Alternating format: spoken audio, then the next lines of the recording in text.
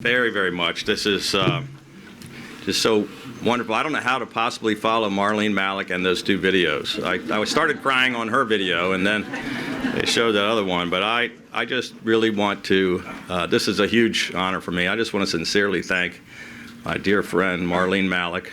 I want to thank also Ellen Siegel. Thank you so much. I want to thank everyone here at Friends of Cancer Research. This truly is an incredible honor for me. To have been chosen to receive the first ever Marlene A. Malik Award, named for someone who has committed her entire life to helping patients and families, and established by an advocacy organization which does such tremendous work to advance cancer research and treatments. You heard the story I was going to tell, but you saw it in the video and you heard Marlene tell it. It was just June of 2015, and I became just one of the 1.9 million people across America who are diagnosed with cancer each year. And these doctors told me that I had this advanced non-Hodgkin's lymphoma, very aggressive cancer that had spread rapidly all over my body. And when I got that news, I struggled to try to process what I'd been told. After everything that I'd just been through, we won the biggest surprise upset in America, and we achieved some nearly impossible things with our first legislative session, and then I dealt with the riots in Baltimore, where our largest city was in flames, and I thought to myself, was this really how it was all going to end? And I got that diagnosis on Friday of Father's Day weekend. And so I had some tough news to share with my family. And then I needed to tell the people of Maryland who had just, put the state in my shaky hands. And so I held a press conference on that Monday. And of course, there were lots of questions pouring in. And, would I be able to continue to do my job while I was undergoing, chemotherapy and treatments? And then one reporter asked me, Governor, what are your odds? And I said, well, the odds are much better than being a Republican elected governor in Maryland, that's for sure. And the reality is that cancer is a disease that has touched just about every one of us in some way, with someone we love, friends, family. Cancer doesn't discriminate. It doesn't care if you're young or old, rich or poor, black or white. Certainly doesn't care if you have a state to run. Following my diagnosis, I went through 24-hour-a-day chemotherapy, and I just want to say that the guy who saved my life, Dr. Aaron Rappaport, is sitting here in the front row. So, Doctor, thank you so much.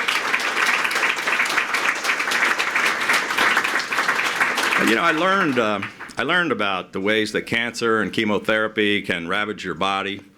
I learned about the pain and the side effects and the often overwhelming physical and emotional exhaustion. But thanks to my incredible wife, Yumi, and a wonderful hospital, an amazing team of doctors and nurses, and with a lot of prayers, as Marlene said, I'm very grateful to be standing here with you tonight, 100% cancer-free and complete remission, and feeling stronger than ever. So thank you.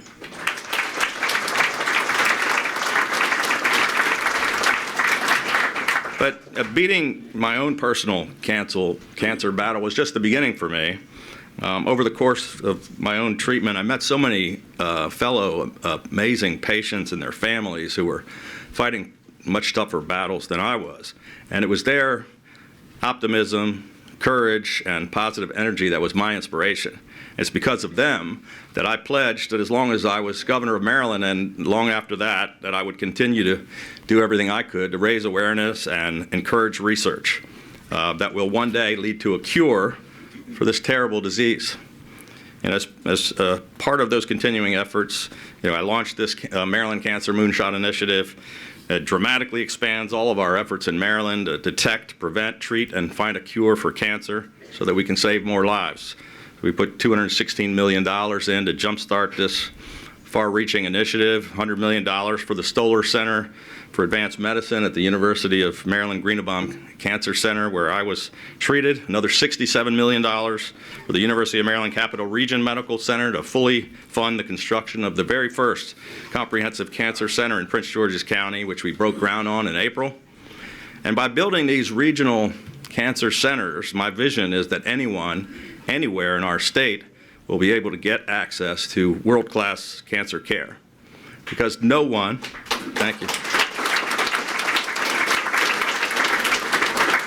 No one should have to settle for anything less than the best available treatment. So our Moonshot Initiative also included $25 million for Johns Hopkins University and the University of Maryland School of Medicine to accelerate cutting-edge cancer research projects, another $20 million for the Maryland Stem Cell Research Fund, and millions more to expand the state's life sciences and biotechnology research workforce and to expand pediatric cancer research. And what this game-changing initiative, what we're trying to do is harness the power and the capacity of our world-class public health, education, and research facilities to produce the talent, the tools, and the treatments that will help us make decades worth of progress in just a matter of years, and to make the state of Maryland a powerhouse at the forefront of the nation's efforts to defeat this dreadful disease. And during my nearly 8 years as governor, 250,000 Marylanders had to face a cancer diagnosis. And I understand just how difficult it is to receive that kind of life-altering news and to experience the uncertainty of not knowing what comes next. But I also know that there's no place better in the world to receive high-quality medical care. But ladies and gentlemen, my battle with cancer taught me things about myself and about the important things in life. I learned that, life is much too short and that we better make the most of it. I believe that every single day, each and every one of us is given the opportunity to do something great. And with partners like Marlene Malik and the Friends of Cancer Research, we have accomplished many great things in the fight against cancer. And thanks to her, and thanks to all of you, we have the incredible opportunity to accomplish even more. So once again, thank you so much for honoring me tonight, and thank you for all that you do to make a difference in the lives of so many. Thank you very much.